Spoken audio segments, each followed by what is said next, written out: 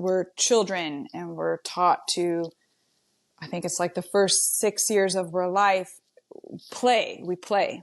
And then all of a sudden we go to school, and then you need to do this and you need to do this. And then you got to do this. And I think a lot of people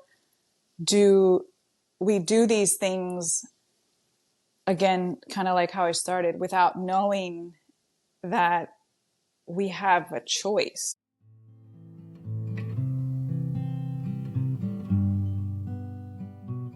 Hello, everyone. Welcome to the Reflections on Living Well podcast, where we explore perspectives on the good life in the 21st century.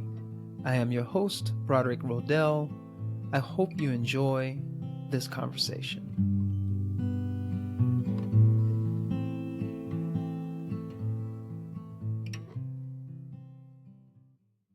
Hello, everyone. Welcome back to the Reflections on Living Well podcast. Today, our guest is Rachel Anticoli. I'm not going to read a written bio. I met Rachel at a yoga retreat center, and we just happened to sit down at the same table, and we had a conversation. And through our conversation, I was like, wow, I would love to have a conversation with you on my podcast at some point. We exchanged information, and I finally reached out to Rachel to see if she would be interested in having a conversation with me on the podcast. From our conversation there, I learned that Rachel is a registered nurse, and she's doing some great stuff with that, and she really cares. From what I gathered from our conversation, she really cares about people, and for me, that's important for me. The type of guests I have on this podcast, people who are interested in human well-being for themselves and for others, and I just hoped. I don't know, because Rachel could be crazy. I'm joking. I hope that this conversation is good and positive, but let's see. I don't know what's going to happen. No, I'm just joking. I like to have a little fun here on this podcast. So Rachel, without further ado, please introduce yourself and share with us who you are and what you do in the world, and then we can go from there. Okay, thank you. It is hard to explain or introduce a self. It's hard. Okay, so I'm Rachel. I'll start out with what I do, just who I am. Like most of us, I'm a human. And I would say at a young age, I learned life by witnessing a lot, like observing, and not really knowing that in life, each human has a choice to live however you want to live. Okay, and I am and have always been very interested in health and well-being. So that's what I guess brought me to be a nurse.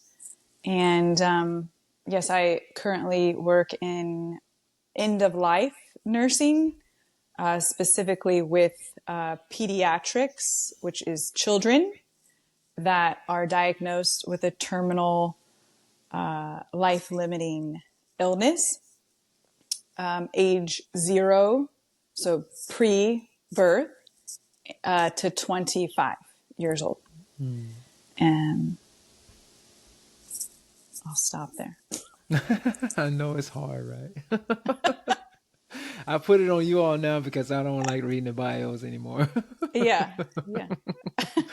You can see that. You can see that on the webpage or in the show notes. I'll have a little more information about Rachel there, if you're interested in reading that. I like that introduction because I think ultimately throughout the conversation that you reveal a lot about yourself through the conversation. So it'll naturally come out, I think.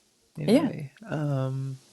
Well, I like to start in the beginning here, asking the question that this podcast is all about, living well. And I asked 3 questions because I know that they're not the same, but I'll ask these three questions and see what comes up for you as you address them. So, what does living well mean to you? What is a good life? And what makes life worth living? You can answer those. You don't have to answer all three of them individually, but just what comes up for you when you think about those questions. Hmm.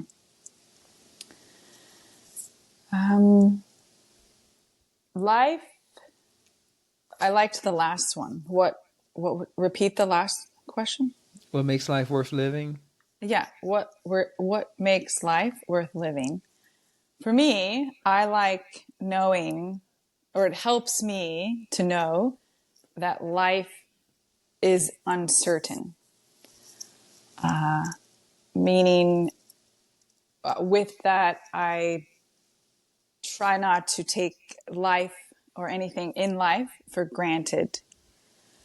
And I would say living well to me means choosing what brings me joy. And I could say that for anyone to live well, I hope they choose what brings them joy. All right, so we're going to unpack that. I know there's a lot there. So you don't have to be shy. I know we're getting warmed up. I hope you're ready to do a little more talking. Yeah. So you mentioned in your introduction that at a young age by observing people that we have choices, we have the capacity to choose. And am I right by saying that? I think so. You said Yep. that. Okay. Yep. And just now you mentioned that from the beginning, the uncertainty, that there's this uncertainty in life. Can you say a little more? I don't want to say too much about it right now. I'm sure I will. But can you say a little bit more about those two and how they interact with one another? This idea that we have a capacity to choose, and then also there's this uncertainty in life. What can we do with those ideas? Mm. Yeah, I think a lot of us humans can get very in like a routine, or just like what would expectations of how life should be. And I think, especially in my work, working with those that where life is near the end, it's just really taught me to live like that, is like life is uncertain. And it's also a Buddhist, like I'm very interested in and read about Buddhism, and they teach you, on attachment, uncertainty. And so that makes sense to me. And knowing that helps me kind of like just be in amazement of how amazing life is. And then you asked about how the choice related to that. Again, I think a lot of people, we're children and we're taught to, I think it's like the first 6 years of our life, we play. And then all of a sudden we go to school, and then you need to do this and you need to do this. And then you got to do this. And I think a lot of people we do these things, again, kind of like how I started, without knowing that we have a choice. Maybe not early on, we do have to follow these rules as children and going to school. And some people may even teach you as a kid to not ask questions, or, follow or play by the rules. But there's like so much more to life and being human, I would say. Yeah, we have agency, right? We have this capacity to choose. Now, we have limitations in what we can choose based on our experiences, based on our conditioning, and the environment that we find ourselves in, of course. But we do have some capacity to choose. We have some agency.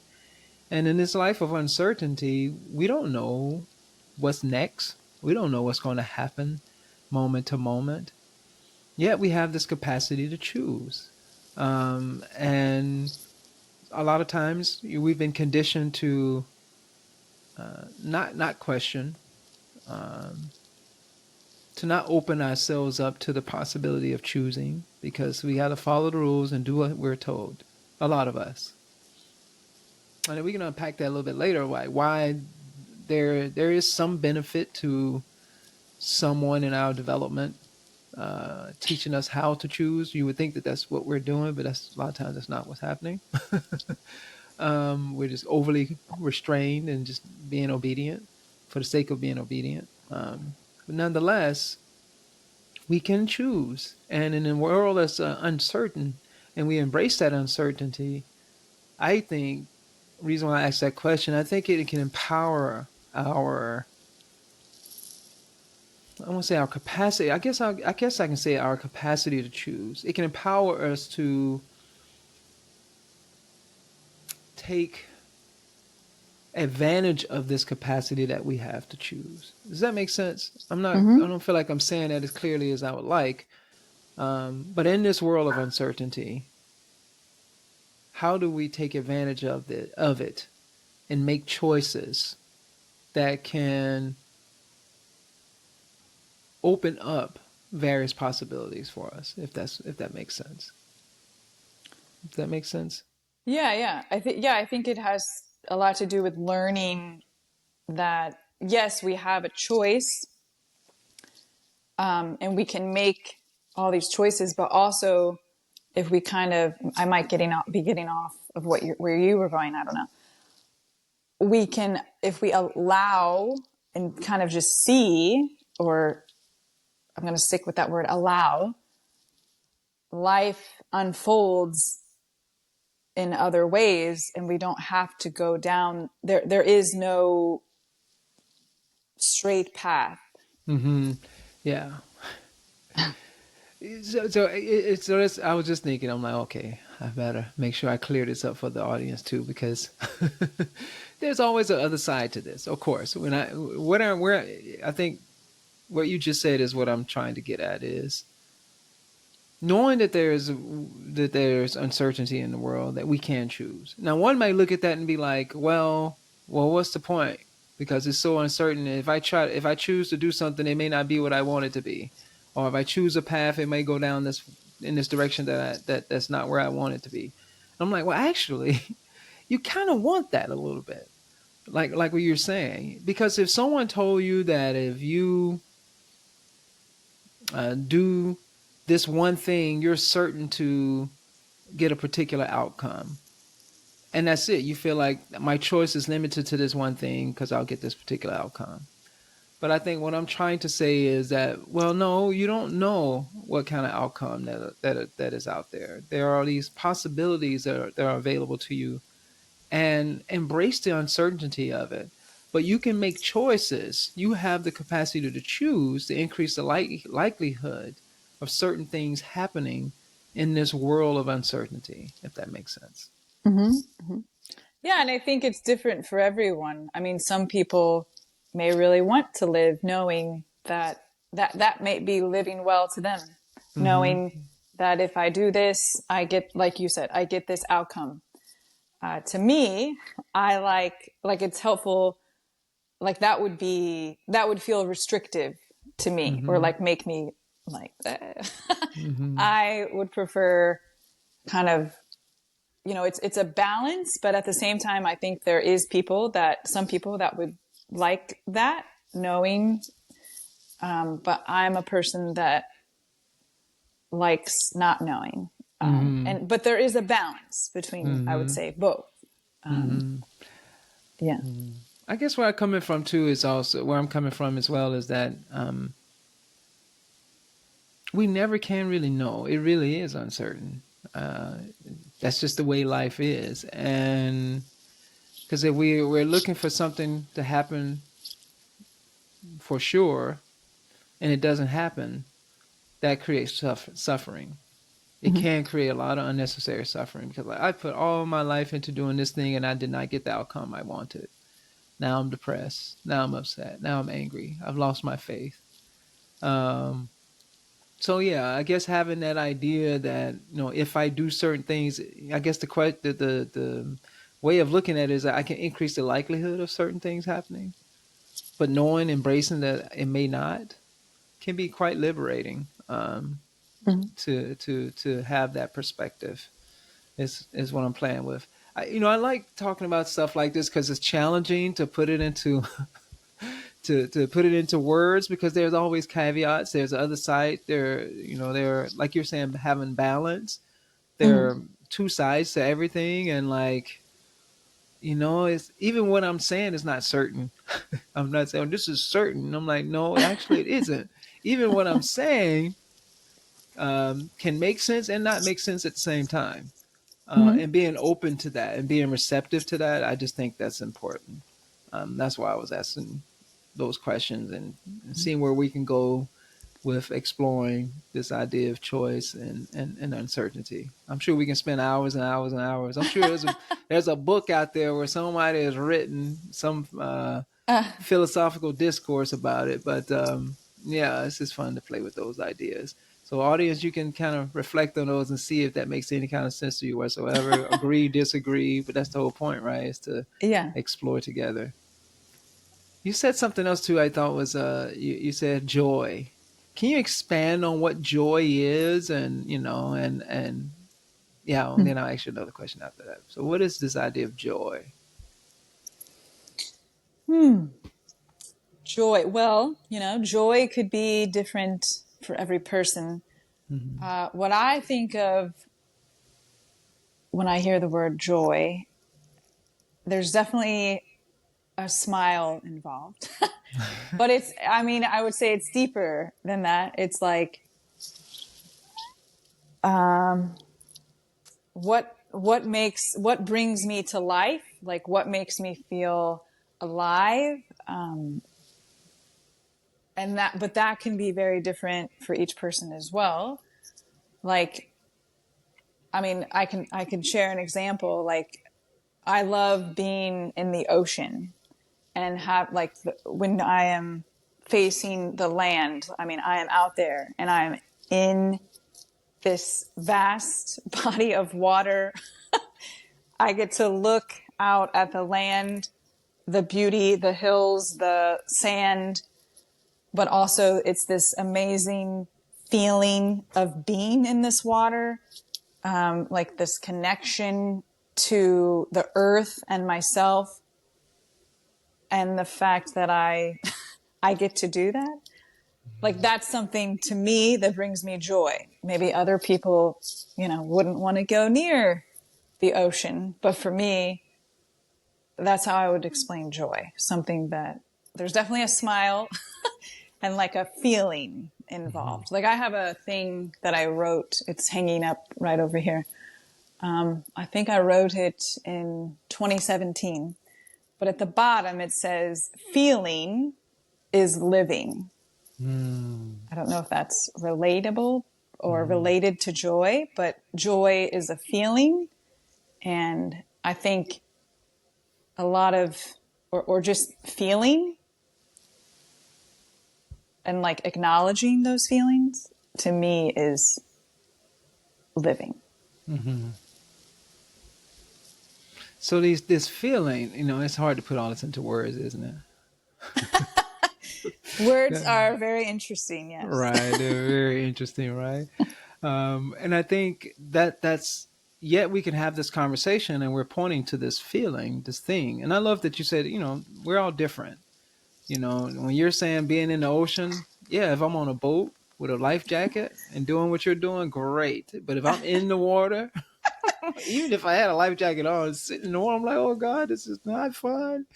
It could be fun. I mean, I don't mind if I know the life jacket got me. But I'm a little more intimidated with that. So personally, I don't know about that. I'd rather be up in the mountains. But this idea, though, is this Yeah. feeling that you're speaking of that is hard to put into words. Uh-huh. And I think, it can be expressed physically and in appearance as a smile. But it's this feeling of joy. I'm going to press you a little bit. And what does that, because I'm with you, but let's see if we can play with language and point a little bit, give a little more texture to this feeling. What does that feeling look like or feel like? Can you give some descriptive terms about this? And it's for me, not. Yeah, for you. No, just for you. Yeah, all of it's for you. Just because you're right. We're different, but I think that we'll find that there's some common themes that we all can experience. That's why I'm gonna get you to see. Can you unpack what that feeling is like for you? Like a I'm gonna this is not gonna answer the question, but it brings out, like, it's like a opening, Mm-hmm. like a freeing sense. Maybe more than one of our senses is involved. Mm-hmm. And you, because of these feelings, you want more of it. Mm-hmm. I don't know if that answered.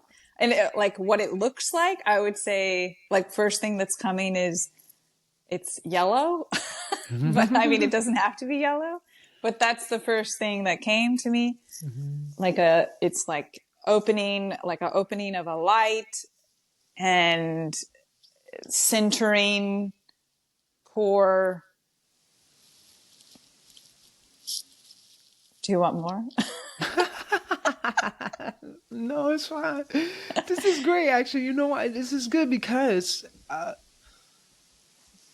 where I'm getting at with this idea of opening, like, okay, let's throw out a few more words here that works for you and your explanation of this, and also, the question is also allows you to feel into your own. What does that feels like? What does that feel like for me? And I hope, because it's happening with me, and I hope for those who are listening that you're doing that as well. Like, okay, well, she said this thing about joy feels like something. What does joy feel like for me? What does it look like for me? What metaphors can I use to express what joy is for me? And I think that's what's important. Because if the good life is for you, there's some relationship with joy, then what does that look like? And I hope that as we're playing with these ideas, that people who are listening to this are also playing with it and thinking about it for themselves. Like, what does that look like for me? And is joy a part of what the good life means for me? I would say this, that there's what I gather from what you're saying, that pleasure is important. Now, before everyone go crazy, and those who are very monk like, I'm not talking about just pure, because that is a value. What I'm about to say is a value too, but I'm not just isolating this to just pure carnal hedonistic pleasure. That's just it. Just do whatever to feel good, to feel joy. I'll do whatever that means, whatever's necessary to me for me to feel that joy, and without taking into consideration other things. But pleasure is important.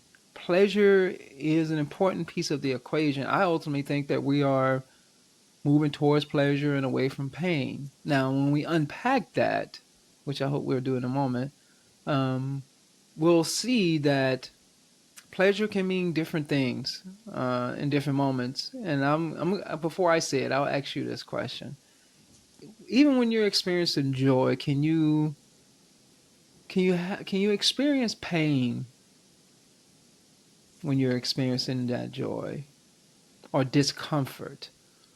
Do you have also some accompaniment of discomfort, or the things that don't necessarily feel good associated with moments of joy? I guess, well, I was gonna bring that up to relate to what you said, if you thought about being in an ocean, like in a boat, put me on a boat, put me with a life jacket, And then, okay, so now you're on a boat, you have a life jacket, but you may be uncomfortable, kind of like what you're saying, but maybe like also how joyful and amazing Mm-hmm. that I am alive in this discomfort. Mm-hmm. And for me, I can relate discomfort to uncertain. Mm-hmm. And to me, it is necessary. That's a big word, but to me, it's a part of life. And like, again, what makes, it can be an opening of a lot. So Yes. I don't know if that answered the question. No, you're fine. You're answering fine. I love this idea of openness because openness keeps coming back up for you. And the reason why I asked that question is because, like, because we talked about uncertainty, and we can ask the question like, well, how can I have pleasure or experience joy if things are uncertain? And I'm like, that's the thing.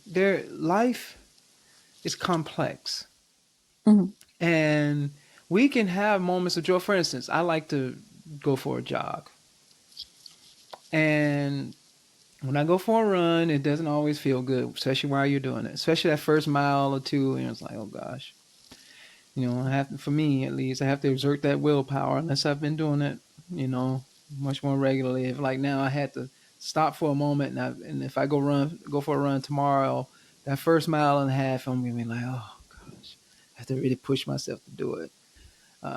Even at the back half of it, I run like 3.5 miles. I have a little thing that I do, and even at the end, I'm like, oh, I'm so glad when this is done, but I feel so good. Mm-hmm. When I stop, I'm panting, but it's so great. It's that joyful feeling. Even a part of the run that I am, I get to run right by the ocean, Mm-hmm. and I can look across the ocean, and it's especially when there's no big ships that I see. I'm just like this vast spaciousness. There's a little island over there I can see, and I'm like, oh, this is so good, and at the same time, oh, this is so painful. It's not feeling good, but it does feel so good. There's this joy that I feel. And I also know, even when I start to run, I'm like, I know I'm going to feel so good afterwards. I know that the rest of my day is going to be so great. Even if there's other hard moments that come up the rest of the day, the joy that I get from going on that run is so wonderful, so great. And for me, that I'm with you. That's a part of the good life. And in that joy, there's some suffering, there's some discomfort. And what can I do to try to increase the likelihood of the joy, though that feeling, that sense of openness, to use your word?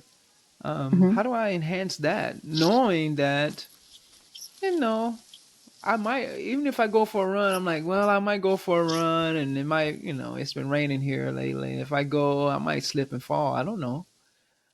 But it's still that uncertainty exists. I want to be careful because I know Mm-hmm. that it has rain, but I can still embrace the joy of knowing that I'm going to probably feel good when I'm done, or I'll probably feel good after the first mile and a half.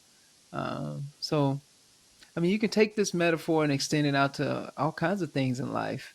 That life is beautiful. it's so um, it's so not simple. In the sense, one can argue, I can say that it is simple in some respects, but there's so many things that are unfolding in our lives, moment to moment. How do we embrace those moments of joy?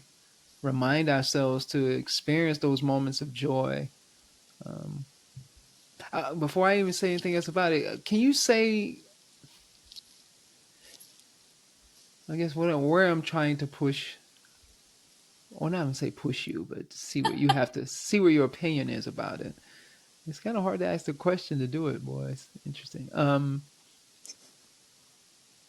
Based on what I said, this idea of like, I'm going to go for a run. I know I'll feel good afterwards, but I'm going to go and do it anyway, even though it may not feel the best physically the first mile and a half. What comes up for you when I say that? I'll just leave it wide open for you. Yeah.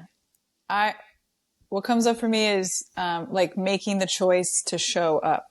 Like, there's like sayings, any person that chooses, well, that's big, any person. Most people that choose to kind of like I want to run, it may not be fun, but I know I'm going to feel amazing after. Or I want to go to this yoga class, but oh my goodness, I have to drive through traffic and get there. And oh my goodness, this. Or I want to do this, but I don't know, it could be late, or I got to get up early or whatever. But making the choice to show up to whatever that is, for the most part, you're going to feel glad that you did it. Mm-hmm. Even if it didn't bring you joy the whole time, let's say, well, it's over. Hopefully it ends, whatever it is. And I don't know, you may feel like, wow, I just did that. Mm-hmm. Or let's say it's writing a paper or an Mm-hmm. assignment that you don't want to do, but you do it. And then you have this moment of, oh, okay, I did that. That's what comes up for me. You can see, and that's what ties into, I think, what makes life worth living. And that's life. I feel is that we're constantly faced with these choices. And when I think of joy in life as a part of a good life, I recognize that not every moment of life is going to be joyful, but I'll have enough joy in my life that makes it worth going for. Think about a lot of us who go to, some people maybe it's easy for certain people, but for a lot of us who end up going to college, for instance, you're going to say, I'm going to put 4 years of my life. It can be a lot of fun. There's lots of joy in it. But man, when it's over, it's like some happy moment. You're like, I am done. I spent 4 years of my life. Yeah, I had moments. It was fun. And I had to submit myself to this challenge, to this rigor, to this structure that I didn't always want to do. But it makes it worth it. Not just because you get that little piece of paper at the end. It's not just little. It's an accomplishment for sure. Um, but when you reflect on what you learn, the process, how you how you grew throughout that process, that's joyful. Yet it was painful. It was painful as hell for me, at least. I'm like first generation, didn't know much about college. I had to learn how to learn. I had to figure out a lot of stuff. But man, I go back and I think about that. I'm like, wow, I'm so happy. Even to this day, I can experience joy, the joy of going through, particularly that undergraduate experience, because it was so challenging and rewarding because I was a transformed person. The person that went into that was completely different than the person that came out of that experience. And it was because of the various challenges that I had to undergo. And throughout those challenges, I met those challenges. I showed up for those challenges, and sometimes I failed. In the sense of I could have did better, or I made poor choices throughout.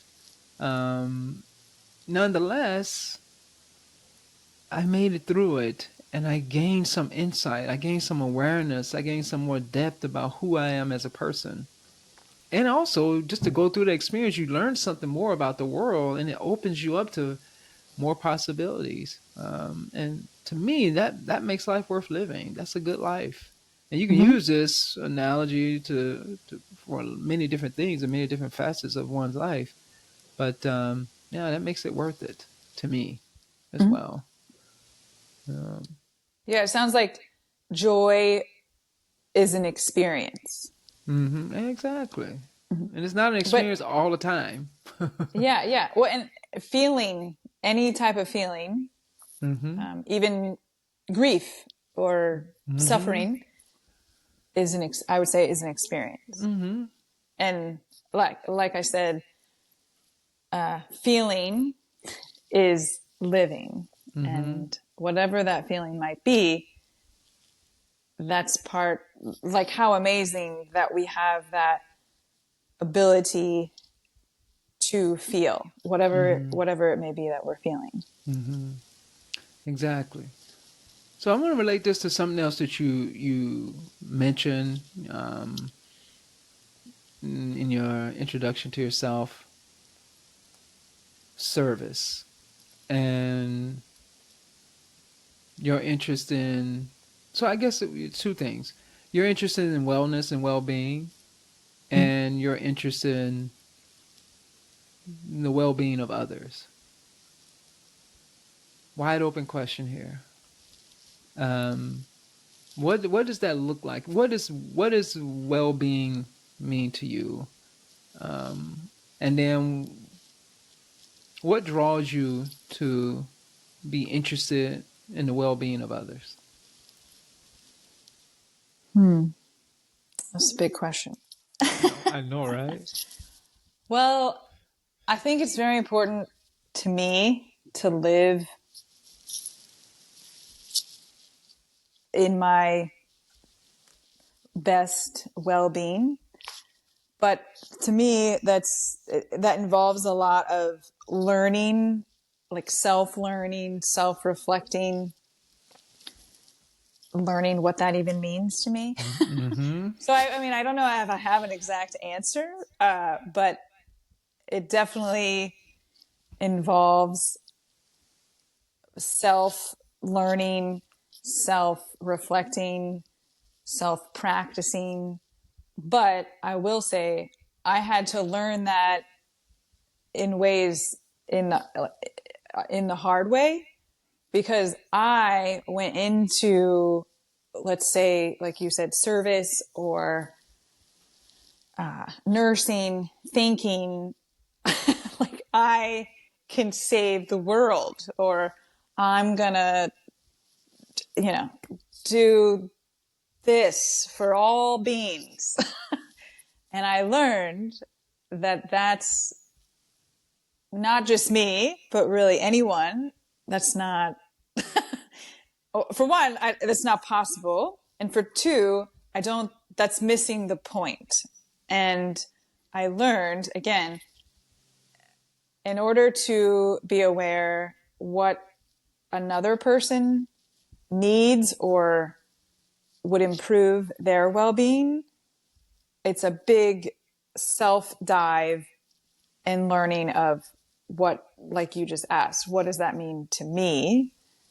And to me, it's continuous life learning, and it could change by the minute, by the day, like wellness. I mean, you could get really broad and say it's taking care of myself, but what does that mean? Mm-hmm. And I would say every person is going to have a different answer, but I guess I would relate it to that word, joy again. Like, I don't know, to me, something that is well-being is related to learning and joy, like learning. Does this bring me joy? Like, what's that woman who, Marie Kondo? She's the person that goes into your home and she can clean it, and she teaches you, in order to get rid of something, you're asking yourself, does this, whatever it is, a piece of clothing, a stool, a shoe, whatever it is, does this bring me joy? Mm-hmm. And you hold it and think about it and feel, does this bring me joy? And if the answer is no, you think it and then you get rid of it. If the answer is yes, you think it and you keep it. Mm-hmm. I don't know if I went off on a very different thing, but that's, yeah. No, I love it. You're naturally tying back into certain things. You're doing naturally. I love it because you're hesitant to give a certain answer. Well, I think about all people. I really do. I work with all types of people. I also love and am fascinated by human beings and the fact that like we are all so different, but also we have so much similarities. And I just find that, so I'm very much, I don't know, not to label, but I'm a middle child. And like, but I can see, and like how I started out, witnessing and observing, that is like a big part of who I am. And like, I think I was born that way. Awesome. Me too, actually. Some people are like, I'm weird because I'm just be staring. Like, what are you staring at? I'm just like, I don't know. I'm just caught up in observing and witnessing what is happening right now. Yes. Yeah. And you know, I love it because I mean, that's a lot of what this podcast. We keep having all these different conversations on this podcast um, because it's hard to say. And I think it's important to say what it is for us, and that's fine because I think it's good, it's valuable for people to hear what it is for different people, so they have a different sense and like, oh, let me compare that to what it is for me, et cetera, et cetera. But I'm with you in that it's hard to nail it down. I think even for myself, because I think it's constantly evolving. Now there are some common themes that I like to draw out. This idea of does it give me joy? And you're like, okay, what is joy? Joy is an experience, is a type of experience, and ultimately it feels good.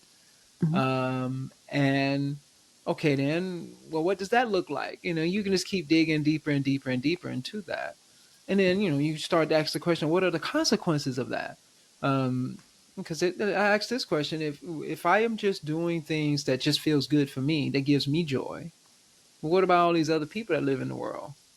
And does my joy, what is the impact of me experiencing personal joy have on others?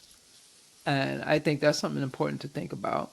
And we can address that. You can answer that now if you want, but yeah, go ahead. You can go ahead and chime in. You want to say something, so go for it. I think it's what comes up is the ripple effect. Like I've really learned, if you live your life in the most authentic you way, anyone that you encounter with, you are giving them the permission to do the same for themselves. Is what they call that the ripple effect, or you drop a saying. I'm not good. I like sayings, but I'm not good with remembering like remembering jokes. I don't know how people remember jokes, but it's like we are not a drop in the ocean. We are the ocean. Something like this, so that, the ripple. I feel you. So here's a caveat to that, I suppose, is that, and I do believe that, that if I work on cultivating goodness in myself, there's some effect of that goodness. If I work on being loving, if I work on joy, being at peace, at ease, all these various qualities that are associated with positivity or goodness or whatever that feels good. Yes, I think that there's a ripple effect of that. If I'm around people who are pretty joyful, then it gives me permission to be joyful, and it increases like, okay, then this is great. Now, I have to ask this question though.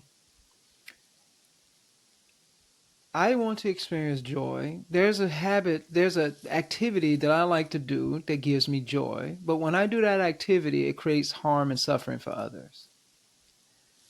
And I think that's how do we take that into consideration? What do you think about that? I have my ideas, but what do you say to that? I didn't think. I don't think about these things. Well, if by what you are doing brings you joy, I guess I have a question. Is that person aware that it's bringing harm and what do you say? Disrespect, harm, and I don't know, suffering of some sort, whatever. Yeah. Is that person aware that is happening for others by them doing the joyful Aware thing. of it or not, and I think aware of it or not, if I want to think of an example here. I mean, the way that our world is constructed, and I don't know. Maybe it gives me joy. I know somebody might get mad at me for saying this, but whatever. Maybe it gives me joy to buy a new pair of sneakers every day. And I'm gonna like, this feels good to me. I just want a new pair of shoes every day because I get a lot of joy out of buying a new pair of shoes every day. Mm-hmm. Now, environmentally, it doesn't make a lot of sense. There's the environmental harm that could, like again, the ripple effect. And Mm-hmm. that ripple effect creates harm throughout the world. Ultimately, if you're buying rubber plastic shoes every day just to do it for the sake of doing it, or because it feels good to you, and there are consequences to that, and I think taking into consideration those consequences, because it'll be hard for me to say I am interested in the well-being of so many of the world. I want the world to be a much better and happier place, and then again, I engage in habits that are contributing to suffering, and out of my own desire to feel joy. How do we take that into consideration? Or I at least I personally think it's super important to take that into consideration, because can I find joy? I guess here's the other question. Can I find joy in somebody else experiencing joy? So I have to start to take into consideration what that joy looks like for me. Yeah, I can have my personal joy of feeling good for, say, having those sneakers every day, or just going to Amazon, just buying every day, just because I like the high, I like the dopamine hit of getting those new shoes and all the other stuff associated with it. But if I'm not considering the consequences of doing that, and the consequences of doing that ultimately has a negative impact on the environment, which ultimately has a negative impact on all beings, not just humans. Um, I think that's important. What do you think? Yeah, I mean, I think that's important. I guess what I'm thinking of, just today, I was driving and there was a woman walking with two younger kids, and then she had a even younger baby that was, in a wrap on her chest. And the two kids were holding her hand and they were walking. And I was at a stoplight. And the one kid, she might have been 3 years old, her and I made eye contact and I smiled at her.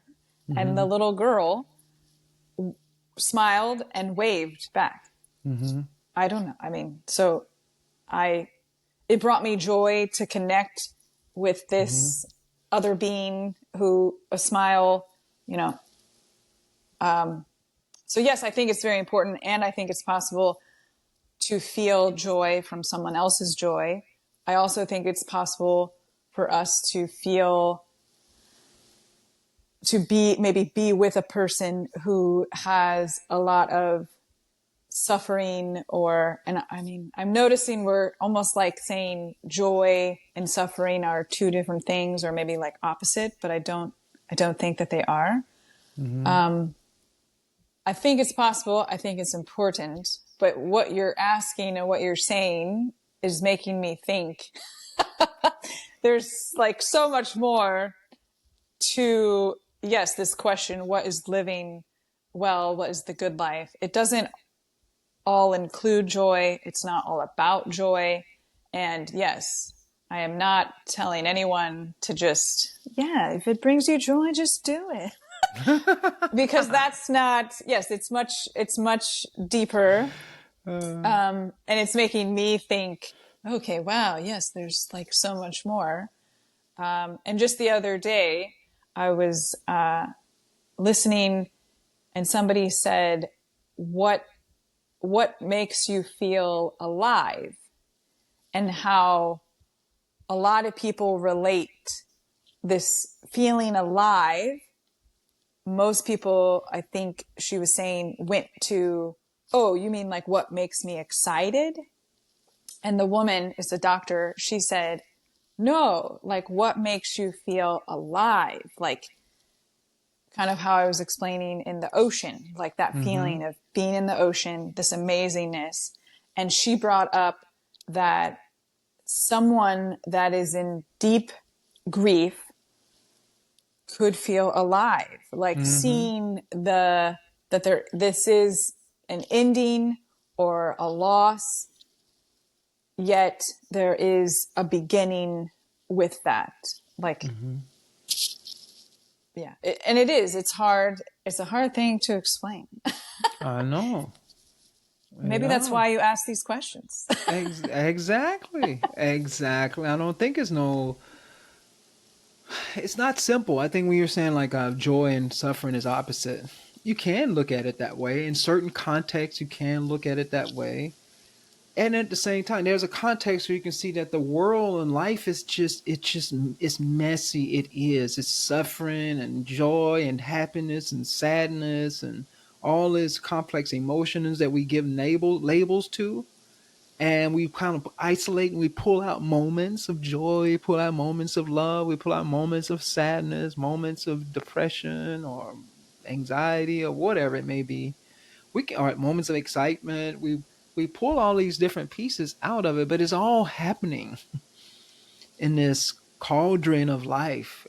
All of it's in there. It's all messy, and it's good to pull out those moments. It's good to take the opportunity to pull out those joyful moments because I think that keeps me going. It makes life worth living. Because if all I focused on was all the shitty things that are happening in my life and in the world, I can do that if I want.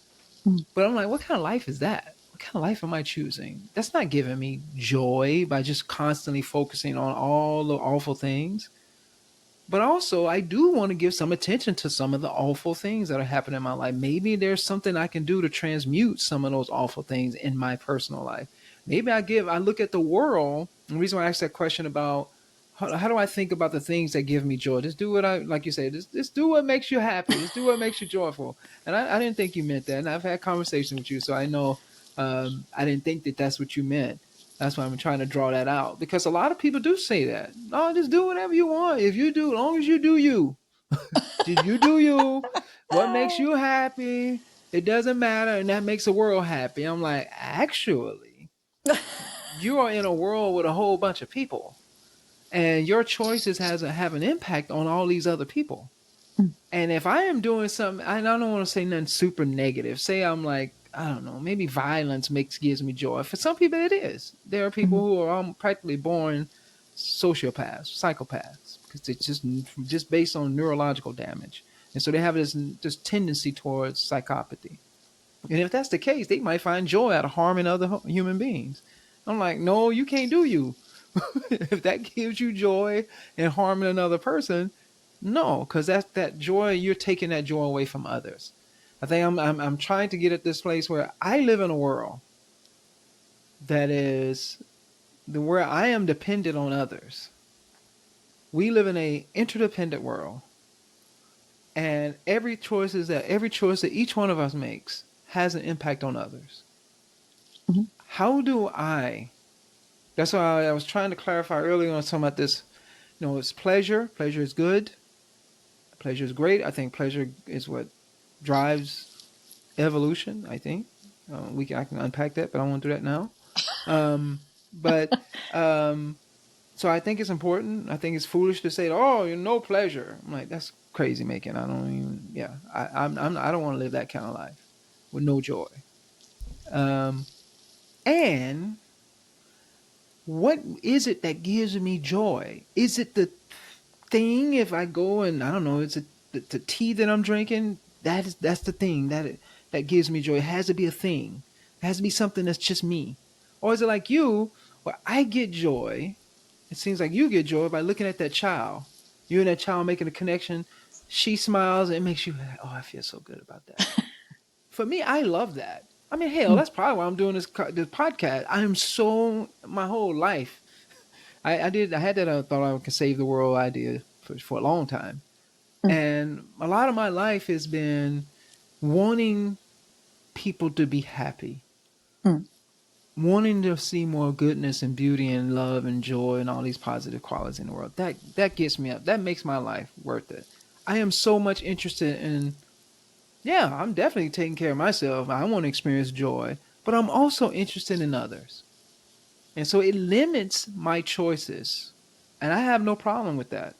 That it limits the things that I choose to do, because what also gives me joy is to see joy in someone else. That someone else has the experience of joy.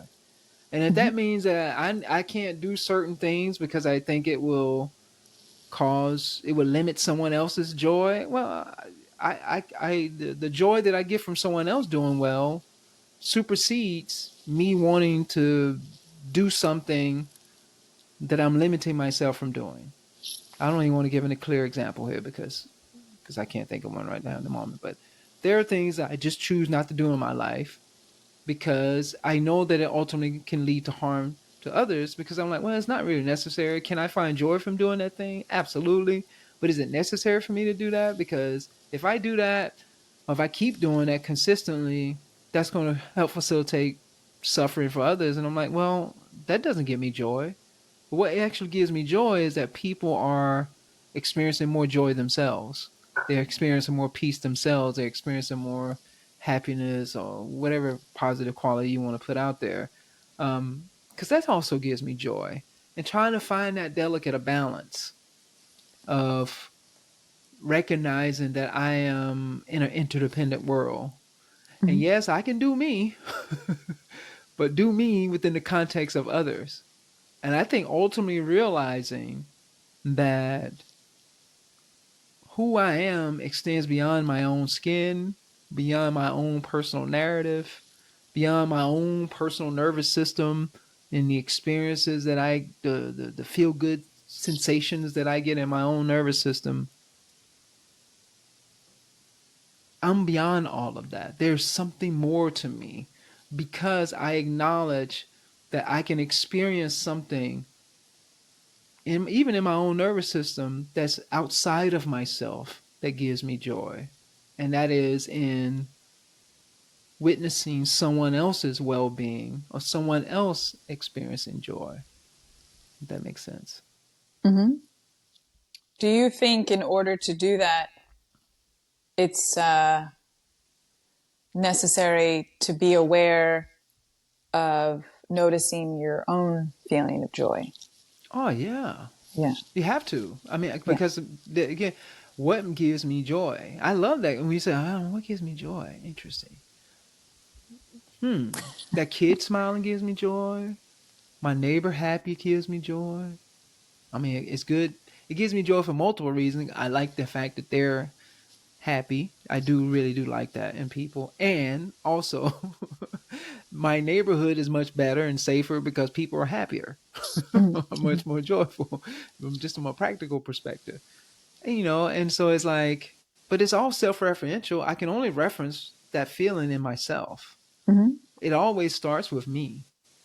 But I think, how do I expand my story about myself in the context in which I live to see that everything around me is having an impact on me? How do I see that and take that into consideration in the choices that I make? If that makes sense. Mm-hmm. Are you asking me that question? No, I'm just saying, if that makes sense. Like, Yeah, if you want I don't know to. that answer. I know, right? Who knows? I don't know anything. Being aware. That's all I got. Yeah, yeah. Being aware, being sensitive. I think, how do we increase that sensitivity? It's just through learning, through conversations, through experiencing others, through being observant, like you're saying. Like you Mm-hmm. said earlier, noticing what's going on around you. If you notice someone in pain, do you want to do something about it or not? You're like, I don't care. If I'm a psychopath, I don't care about nobody else's pain. And if I'm super narcissistic, I'm like, it's all about me. I'm gonna do me. And whatever pain you experience, it doesn't matter to me, because I'm gonna do me. I'm gonna experience my own joy. People live Yeah. that way. We know that for a fact. There are people who are very prominent and powerful, uh, who live that way. So Yeah. Yeah. yeah. I've learned it's not about, for me, it's not like noticing someone is in pain. And you said, do I want to do something about it? I think that's how I would used to, like in my past, I would have been like, oh, I gotta help you, or I gotta fix this. But I've Hmm. learned that like a big part of noticing someone else's pain is first noticing and acknowledging that person. It could be eye contact, could be coming up. No words are needed. And it's being with that person, whether it's a stranger, a friend, it's acknowledging and being with that person, because we all are people, and we can all, that person is going through whatever it is. And I mean, I think another big part of living well, and maybe we've talked about it in different points here, is awareness and connection and being with not just yourself, but others. Yeah. Yeah, definitely. When I say, yeah, I don't know what I said, but it just comes out. But yeah, I'm with you. I made that mistake thinking I can fix somebody. I can't fix nobody.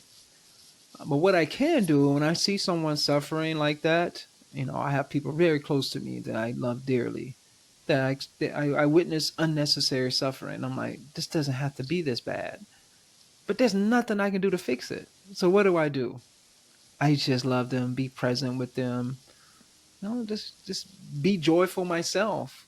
Take care of myself and learn from their suffering. And then for me, what can I do in the world is like, how do I live differently? How do I live based on what I experience? For instance, if I know someone that's an alcoholic, and I see they're suffering, I can't convince them not to drink. And I can't do it. I've learned that I can't do that. But what I can do, especially at a point in their lives when we're at the end of their life, they're just like, they're not going to stop. And I'm like, okay, then, well, I don't drink. That's just I'm not saying anyone else has to do it that way, but this is my way of like, you know what? I don't even want to contribute to that culture. I want to just do what I can to mitigate it. Could I drink and be fine? I think so. I could drink a glass of wine or something, or a beer or what. I don't even know. Some alcoholic beverage once or twice a week and be fine. One can make that argument. I can argue that too. But I'm choosing not to, as a form of that's the yogi in me, as a form of discipline, as a form of not contributing to a particular culture that is causing a lot of harm in a lot of people's lives. Now, some people might not choose to do it. They're just going to choose, like, I'm not going to be an alcoholic. They're like, I'm still going to drink, but I'm not going to be an alcoholic. Great. And I think that's what I mean by the doing. How do we learn from the suffering of others? We can't change another person, for sure. But how do I learn from their suffering? And then also, when they're suffering like that, how do I just be an anchor or a support of love and light to them in those moments of experiences, and in those moments of their life? I think all of that is important, and that one piece, though, I think sometimes gets lost. And how do I learn from their suffering, and how do I apply that in my life in some capacity? Yeah. Yeah, I think it's having a deep understanding that we as humans, again, we all make choices, and we all have choices to make, whether it's choosing, like you said, to be an alcoholic, choosing not to be an alcoholic, choosing to get in the ocean, choosing to rather get on a boat, choosing to have a kid, choosing to live in this state. But it's definitely involves understanding of one another, and maybe not necessarily knowing why we each make these choices, but knowing that there probably is a reason we make these choices. Yeah. So I don't know, what's coming for me is understanding. Oh, 100%. I think the more we understand ourselves, the more we understand the world, with that understanding, let's see what happens. I don't know. We take it, we play with it, and see how it influences our choices, and how those choices ultimately influence how well we live our lives. And the thing I liked about this conversation is that I don't know. I feel like this conversation, well, I don't know. There's no certainty. I mean, like starting off with uncertainty was great because it isn't. I think it's an exploration of ideas. I personally don't think it's one simple answer to any of these things. The world is complex. It's full of challenges, and we increase our awareness through observation, through study, through learning, and that's all we can do. And then we make choices based on that. I hope that things like conversations like this can and help support the greater conversation, because in conversation we're exploring narrative and how do we contribute to the larger narrative and exploring these ideas that ultimately shape the choices that we make, that not only impacts our own personal lives but impacts the whole world at large, human and non-human. Yeah. Well, and knowing that, each choice does make an effect. Like they said, ripple effect. It ripples in all kinds of ways. The Mm-hmm. good, the bad, and the ugly all gets rippled. Yeah. Well, Rachel, this was fun. You got me really contemplative, I guess. I'm really thinking. You got me. I'm asking myself all these questions right now. Philosophical, maybe. Very philosophical. Got me thinking. No easy answers. No, I love it. I mean, I know that, there's no easy answers to any of this stuff. And yeah, let's find some joy in our lives, folks, and see what happens. Yeah. Let's not know what's going to happen. Right? Let's not know all the answers. I definitely don't know. Me either. Yeah. Welcome to the club. I really believe that no one knows all the answers. I don't think it's possible. But it doesn't mean that we stop trying to get answers. It doesn't mean we stop asking questions. That's the Mm-hmm. joy of life. For me, I get joy out of that, actually asking questions and sometimes being confused and wrong and right and more confused, more wrong, more right, and that's just the kind of the way it goes. Yeah. Yeah. Any final words you like to leave the audience with today? Thank you. Thank you. Yes. That's a good word. I think you were trying contemplative. I don't, yeah. Yeah, I guess. Contemplating all of these life's interesting lifesness. Right. I know, right? Yeah. Yeah. Thank you. Thank you for the conversation. Yeah, thank you so much. And yeah, I hope to see you again soon and go take a walk at Mount Madonna Center, that beautiful park forest there and the trails. Yeah, take care, and thank you so much for coming on and sharing with me your ideas and exploring with me and playing with these challenging questions. Yeah. Thank you. Thank you for making me think.